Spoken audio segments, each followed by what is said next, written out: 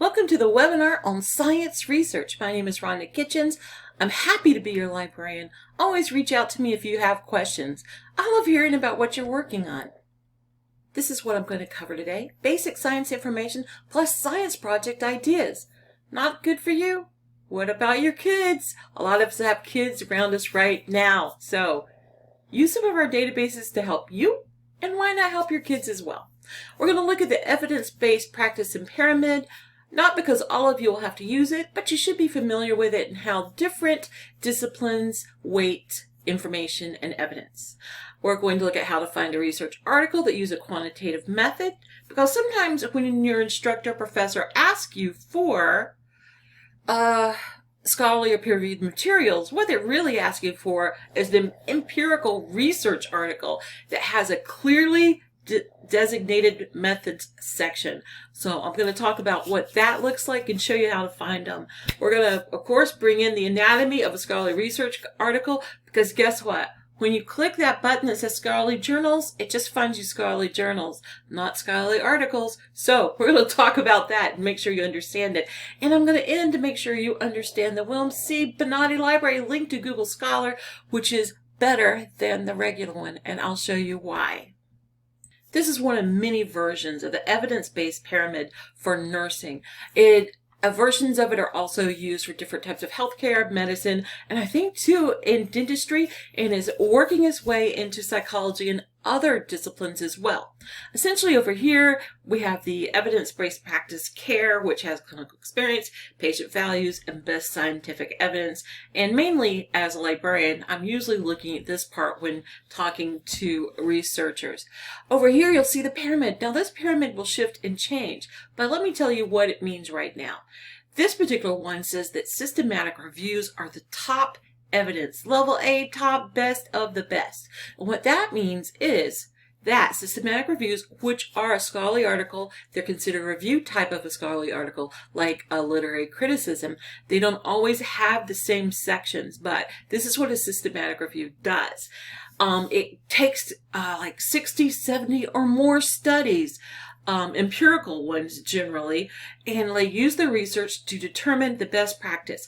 They don't do really broad things, they're really tiny things like the handoff of information between nurses on a shift, and whether or not using electronic or other types of products or procedures are better one thing over the other. And they'll come up with the best practice. So they're wonderful. You're just not looking at one thing, you're looking at hundreds. You're looking at people look at them and provide different lenses to determine whether or not this is excellent, not excellent, and so on. So you don't have to do a lot of that work. But as always, when you're doing reading of your research, have your critical thinking cap on.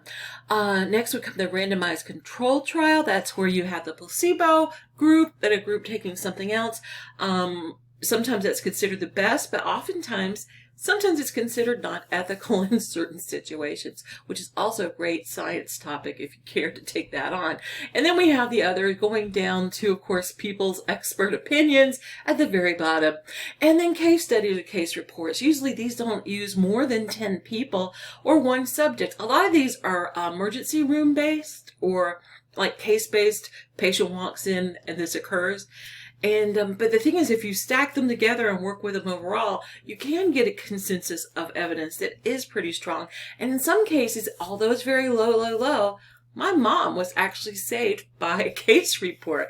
Her doctor read something and it worked for her. So you never know. So as you're a researcher, going out there boldly, look at all the lenses, all the pieces, and why I'm showing this to you, you need to know what your professor or instructor considers to be the highest type of evidence to use in your paper. And this will vary from topic to topic, from course to course, even between assignments. So make sure you understand it's a thing and that you need to figure out what it is and talk to your instructor about it, especially when you're looking at assignments and rubrics. Mainly, specifically, when you're working in a lot of the sciences, you're going to specifically need to have an empirical scholarly research article. Again, we have ones that are reviews. You could look at a scholarly article. You can find book reviews, my first day at the job, letters to the editor. And some of these will have these pieces over here to the left, including references. Letters to the editor to the New England Journal of Medicine. References can be like a whole page long. Don't mistake that for being an actual empirical scholarly research article. It is a very detailed opinion from a certain group of people reacting to an article. So know what you're looking at. So when you click scholarly journals, you're getting scholarly journals, but not scholarly articles. Okay. So what you're looking at your empirical scholarly research article will be, of course, a title that represents the profession, sometimes hard to read for beginners. Authors, you should know where they come from, where they're located, what their affiliations are. Those are usually very clear. And so clear you could actually write or call or email them. The abstract, remember, always never summarize from an abstract, never use an abstract for full text. The abstract is written by the author or authors. By the time the peer review process bounces back and forth, sometimes for years, this abstract may have little to do with the actual article. Literature review. That'll be the introduction, not just the review piece where the article's all literature review, which, by the way, are gorgeous pieces of work, but usually not the empirical scholarly article a person wants. It's a portion of it, and it tells you what the authors read. Sometimes it's also called an introduction. Students love this because it's really easy to read, but it's not what the article is about. So, students beware. The literature review, the introduction, is beautiful to read, but it's other people's work, not the author's work. You'll notice they quote and they cite, and you can go find those articles, but if you're writing about the article at hand, you need to really be working with a section here, because this is what these authors have brought in to this scholarly empirical article. So what you'll be looking for is a method, a background, a purpose, the significance of this research. It's going to answer who, what, when, and why. Who did they include? Who did they exclude? What type of preparation did they take? What type of ethical considerations were involved? This should be really mentioned in this part, or sometimes it's sort of an asterisk at the bottom. And the protocols, how many people did they use? Where did they use them at? Were they paid or were they not paid? Did they all stay for the whole test or did they not? So make sure you look at this, because this is where your critical thinking is first engaged to some degree. Is this enough? Are these enough people? Is this process a reasonable way to determine what the researchers are trying to figure out? Also, in part of the process, the authors find out perhaps it's not. And this is when I love this section more than anything in this world when I see these. The one recently did make me cry. The limitations. This tells you like, oh, well, this is what we meant to do, but kind of this is what happened, or this is where things went wrong, or we didn't include or think about this. And I say it was like one that made me cry recently. It was about a survey. And that would be a quantitative method. It was sort of using the Likert scale, you know, the one that has the 1 to 5, 1 being low and 5 being great. How did you feel about this thing? It used 600 people, but 200 people left because the research made them too sad.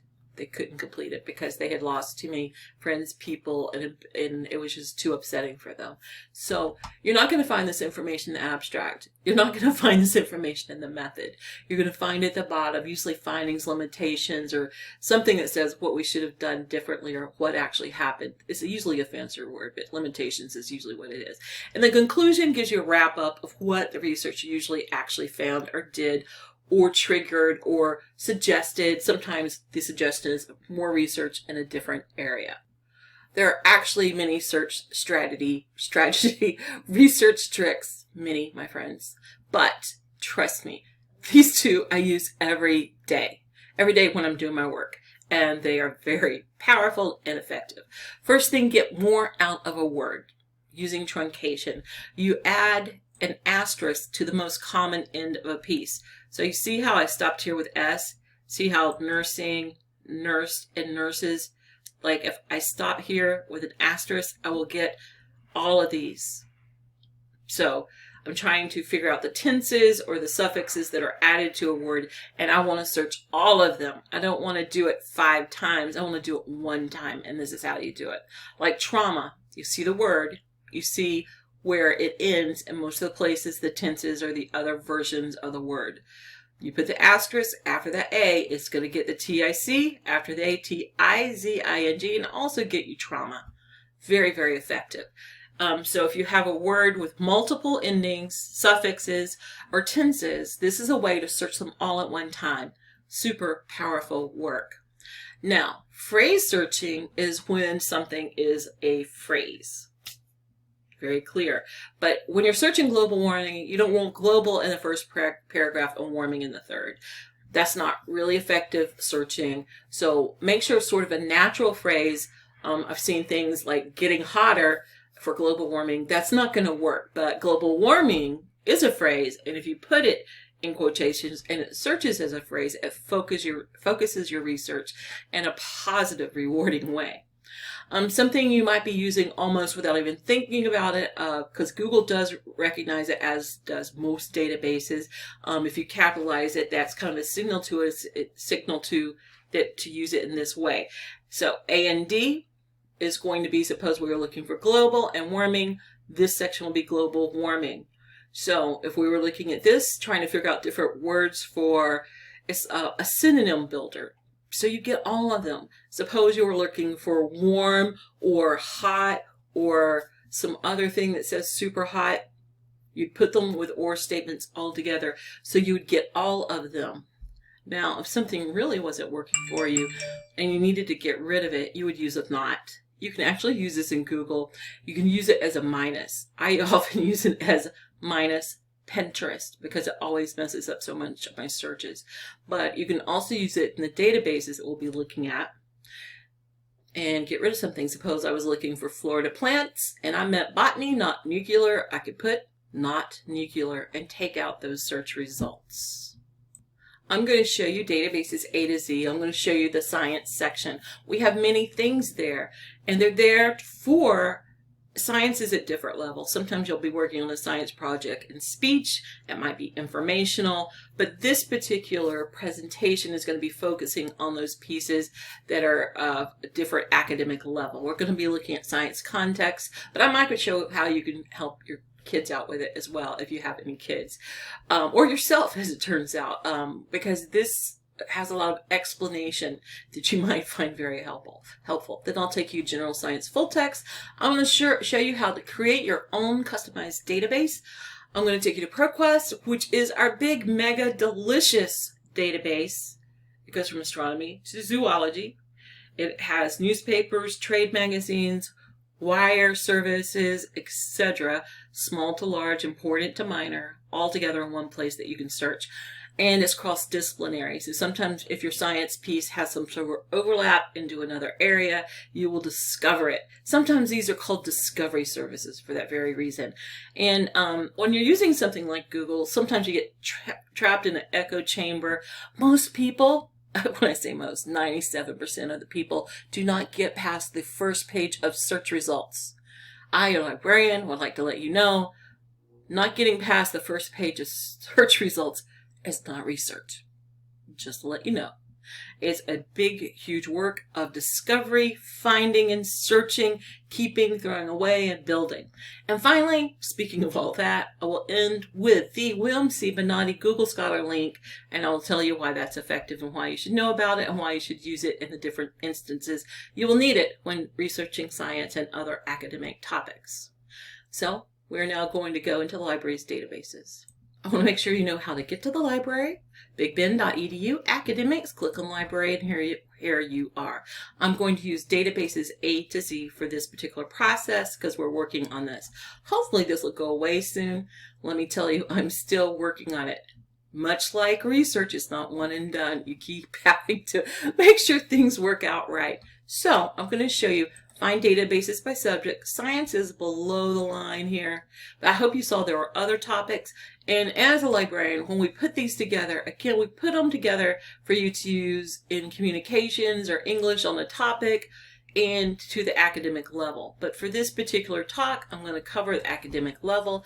If your professor has done something or engaged with the librarians, we have built special guides, and these may mention different databases than here. They usually suggest like the top 5 for that particular assignment. Always remember, when doing your research and trying to figure out what you need to use, follow the rubric, follow the assignment, ask your professor what level of evidence they need. Some people will accept newspapers, magazines. Some people need you to be using empirical scholarly articles, and that's part of where we're working in from today. Science in Context is part of a series by a publisher called Gale. Once you know one in context, like opposing viewpoints in context, global issues in context, so you'll kind of get the thing. These are hand-curated pieces where people actually read these items before putting them in. Other databases, whatever's in that journal or magazine or newspaper will be in there. That is not true for this. You will see that it has different topics. It's going to have, if you haven't figured out a topic to write on, it's going to help you out. And there's 657. It's going to cover a wide variety of the sciences. And one of the first things I want to show you is going to be something that it has that no one else does. In other cases, there's going to be a lot of overlap. It is very kind. When you start typing, it starts filling in, and it has a section specifically for science fair projects and experiments. And it not only has the experiments themselves, sometimes it has overview newspaper articles and magazine articles about it. And this is the journal setup for Science in Context, Opposing Viewpoints. It has an overview for the key sections it covers, and then it has different types of content, including the academic journals. See clearly it says academic journals. It does not say academic articles. Yes, you're going to start noticing this. You may not have ever seen it before, but the reason for that is very specific. This isn't always my favorite place to find an academic journal, but they are here. The reason for it is they don't usually have the PDFs. It's all HTML, so they don't have the tables or anything like that that you need. But it does have up here a site, and I will tell you, these are usually more difficult to cite. It has MLA 8th edition, and it's up to 7th, and also Chicago 17th, which can be very useful while working on your projects. I'm going to go back into the search results. So you can see another unique thing it has is reference and definitions. If you're writing about something and you don't know how to define the terms, you probably don't want to use Wikipedia. Sometimes you're not allowed to. This is the smart person's Wikipedia. You can come here so you're able to have something to attribute the definition of a topic to.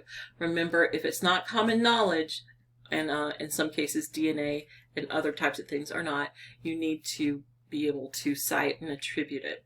However, depending on your science, as you go along in your field, that will become less and less true as common knowledge changes to your particular audience. But you'll have magazines, newspapers, and all sorts of things that'll be useful. If you're trying to find something specific about science, you could just have in that topic. Like this has a section on solutions and mixtures. So you will have featured content of all types, including images, websites, experiments, simulations, reference articles, statistics. So you can see it could be very, very rich. And if you're a person who's beginning your research in science process, this is it kind of gives you things to reach back to when you don't understand something, and it gives you like a larger environment to be able to learn and get your feet steady in your profession. And also, again, if you have kids, a lot of your kids can use this as well if you're having to help them with their schoolwork. And back to the science section of databases A to Z, and I'm going to show you general science full text. This is an Ebsco database, and our Ebsco, I believe we have 47 Ebsco databases or something like that. I just had to go through them. See this handy dandy thing? This is on a couple of our publishers, but really the only place it's truly absolutely effective is right here. Choose databases. What I want you to see in this is you can create your own database. If you're working in healthcare and you want to include some of our health, let me drag this down. It doesn't want to be drag people, but I'm working on it. Okay, now, so if I'm working on health, I could add that. If you're working on something where you think you want to include the ebooks, you want to include computer sources or business, because there's a business aspect to science and technology, legal collections, in case you might have some legal issues, something like gene editing. You might be able to conclude that as well. And of course, you have a newspaper and psychology and sociology in case your piece has that. So you can create a couple. Here, general sciences, I might, if I was working in agriculture environment, include this. I might also take biomedical reference collection. It's really kind of cool. I'm really enjoying it. And those might be legit, but all this is a opportunity for you to create your own database that fits your topic. But you can simply just go in here. I'm just going to go with solutions. See, I'm not sure. I have to spell it right, first of all. And chemistry, it already knows I'm typing this. This is a ridiculous research piece, by the way, but I'm using it. So as you can see here, it has the and or not, so I can make it bigger or get rid of it. It's going to find the articles that have solutions and chemistry in it. I'm going to select for full text because I want to get to what I am seeing. Science in context is full text, so I don't even have to make that decision. All right, and you're going to see this. I want to make sure you never not see this again. This does not say I selected a scholarly peer-reviewed article. It says I selected a scholarly peer-reviewed journal. Again, this is really important if you must turn in or use research scholarly articles, because the scholarly journal is comprised of many different types of scholarly work and not so scholarly work, like letters to the editor, or my first day at work, or a book review that can be 40 pages long, or a letter to the editor that can have 30 references. So it's great to be able to look at it. You can also change the date and move it up. You can also explore some other things, but let's just jump right in here. We're going to go look at this piece. As you can see, it's about 10 pages. Actually, it's 13. That means it's most likely a scholarly article. We have multiple authors, and they're identified with where they belong. This is probably a scholarly article in the scholarly journal.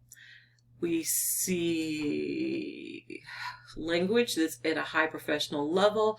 We're seeing some numbers and some data that which suggest it may be a quantitative article. Sometimes your professor may want you to have a quantitative or qualitative article. One of the easiest things you can do is use that as a keyword, quantitative or qualitative. But in general, quantitative will be those types of research that involves numbers or data. So when you start seeing graphs and other things of that nature, and you look at the methodology and it says quantitative, or gives you a data-driven method, quantify, quantitative, that might help you remember it.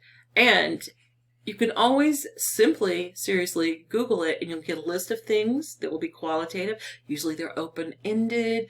I don't want to say touchy-feely, but in a way that might help you remember it. But instead of forcing people to make a selection from a group of things, it will say, hey, what was that experience like? Or what was it like for the whole week? Could you keep this journal for us? And sometimes, interviews and things of that nature. So when you get that request, there's no shame in looking it up on Google, looking at what they are, and using those things in your search. When you have an option, specifically in science and the health sciences, choose the PDF. That's going to be one of the reasons I'm not a fan of finding academic articles in the In Context series for Gale, because it's all HTML. Okay, so we're looking at this. We see a title that is in professional language. We see authors which are identified, and we can reach out to them. We see who they belong to, they're associated with, and what they're working out of. We see an abstract. It's wonderful to see the abstract, but it is a summary by the authors. Don't use it, acknowledge it.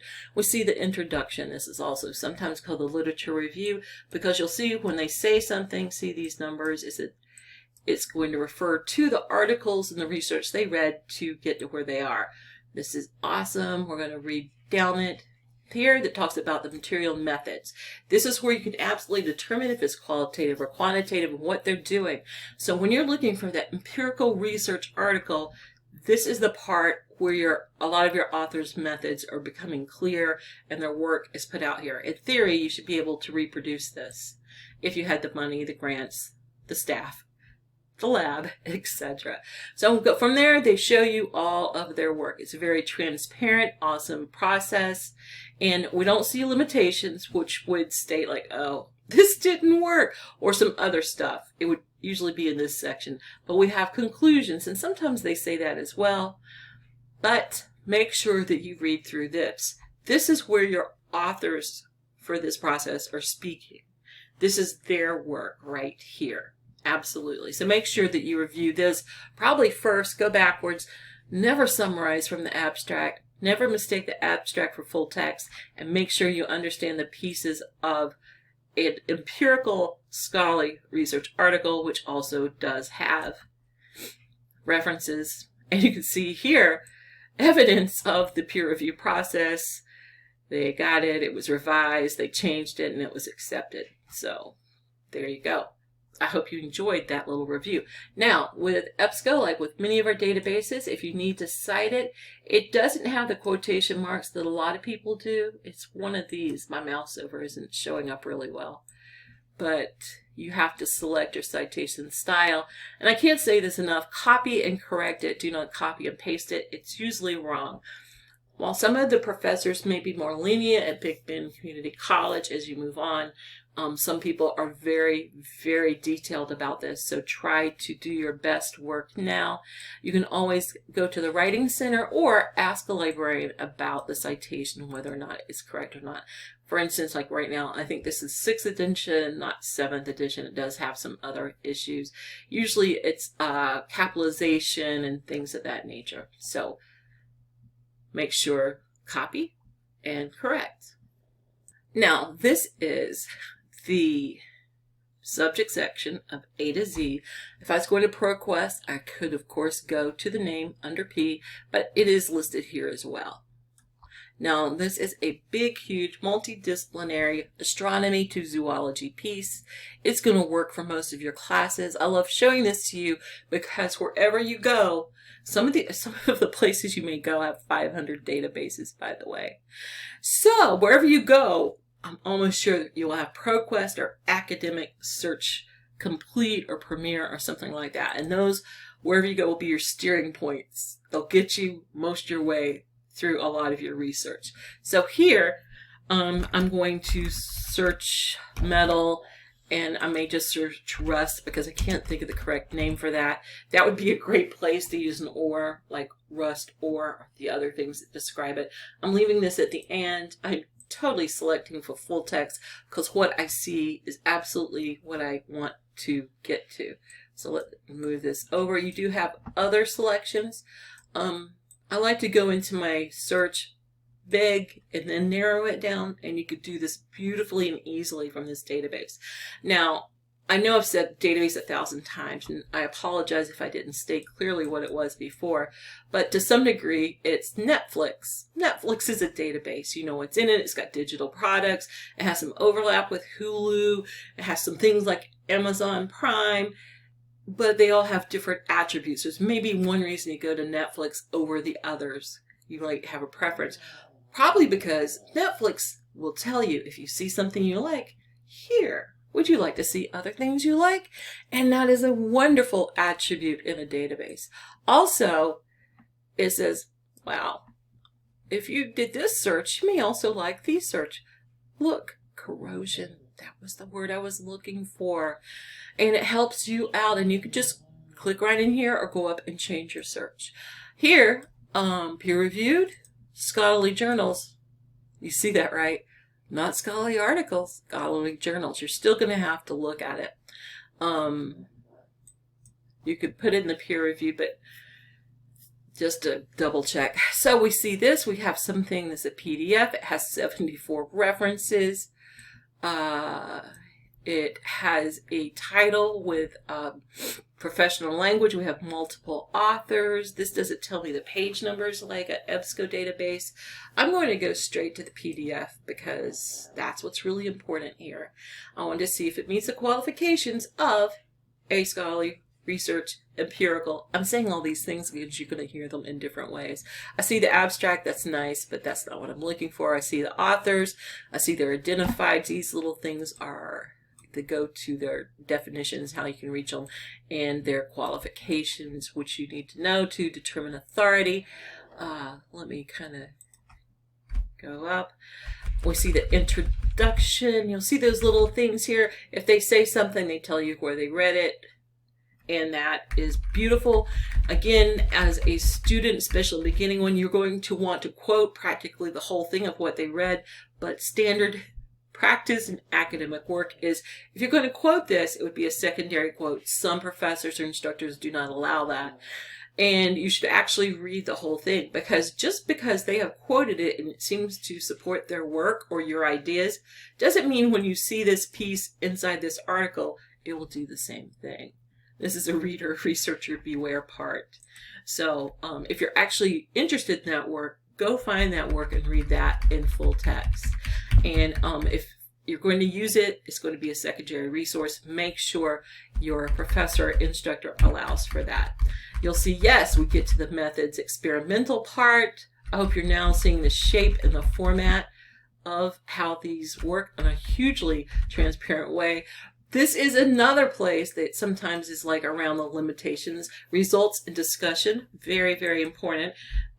Sometimes that does reveal some things where they might have changed what they did, or it's kind of a prep to a stunning conclusion. It varies. And you'll see, if you had the money, you could replicate this piece. And they're giving you all their data and their data sets. They're giving you images, algorithms. Well, seriously not that, but yes, you're getting the picture. So you can feel the fullness of why this is what it is. And finally, we get to conclusion. And this is where your authors really step out and speak and tell you about their work. The abstract is not the most important part of the piece. The conclusions, the limitations, and the methodology are. I cannot say this enough. And we see their references, and in many cases we see links where we might use them. But guess what ProQuest does? It says, hey, if you like this, you may also like these. And they link those out to you, and they give you more subject and keywords. See how I said rust? If I put an asterisk there, I would have got rusted and rusting.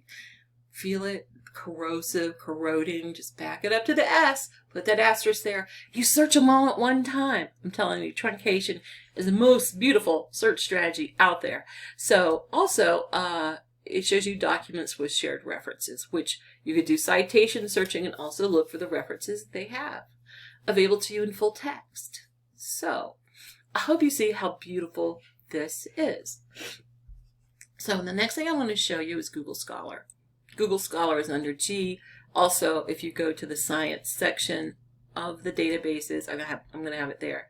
Use the Big Ben full text and other far right links in the margin. No titles. Let's explain this. If you've ever used Google Scholar before, you might have said, this is a useless thing for me. It just has a bunch of abstracts. And then I hit a paywall. True. That could be true. But you see this right here. This is the Big Ben Community College Institutional Code. So when you search this, suppose you hit the paywall. It wants $30, $100 for the article. Come here to our Google Scholar link because it has this. Put it in your title, and this doesn't really show that we have ProQuest. I just kind of hooked something up today that'll make it more clear that it does have all 20 versions. And I do see ProQuest is in there. So I'm not going to be able to do a great demonstration here, but I want you to know if you go here, you're going to hit a paywall. If you go use these on the right hand side, you're not likely to do so. 85% of the time it's going to connect to the right place. Probably more excitingly, this talks about other places that this has been cited. This is a 2020 piece. So it may take a couple of years before the citations show up. So let me just kind of take this out and just find any random article. Also, if you need to restrict it, you can do your searches here because it will search for scholarly materials. And let's see here. See, this was cited 85 times. Now, I can't find the one that says BBCC. I'm going to try again. But you know that it was actually used. This was cited by 670. So you're going to see that this, sometimes it's hard for you to understand how it's accepted in the sciences when you're not quite there yet. The citation number is one thing you can use. But again, if it's come out in the past 3 years, it may have nothing because the peer-reviewed process takes a long time. See this? It says Big Bend Community College. So we should have this 85% of the time. It will take you into our library catalog slowly. I'm not sure I'm going to be able to conclude with this. Let me just try to bump it a little bit. But I also want you to feel the pain of when it doesn't work. And it will tell you where it's linked. And in theory, take you through to sign you in to the full text of that article. In this case, it sort of got lost. And that's not unusual. I would go back and get the title, put it here, and complete the process. But let me get back to Google. Another useful thing will be to use this. Now, again, this is not always accurate, but sometimes when you're putting together things, you forget like the beginning or ending page number, which is needed in APA, or you forget something you thought if you abbreviated it, it would make sense to you when you're writing it, and oh, it did not, which happens to me so much, by the way. This will give you some of the basic information you need to cite it. So take that information and make it right, copy and correct. But this has saved not just me, but students are like, I can't find something. I'm able to find it here, and it makes life very beautiful, by the way. So I hope this helped. I wanted to show you the mistakes and what it looked like when things went sideways, what that looked like as well, and how to fix things, how to use things, how to blend things together. But probably the most important thing I really want you to know, if you need help, ask your librarian. We're here. We can help you with your research, find things, develop a strategy, find the right database, whatever it takes to help you be successful. Also, make sure you use the Writing Center. That's connected on our front page. They can help you also with your citations and help you with the writing and bringing together all the wonderful research that you have found. You have a lot of support. Reach out, use it, because you know what? We love talking to you about your research. Have a great day.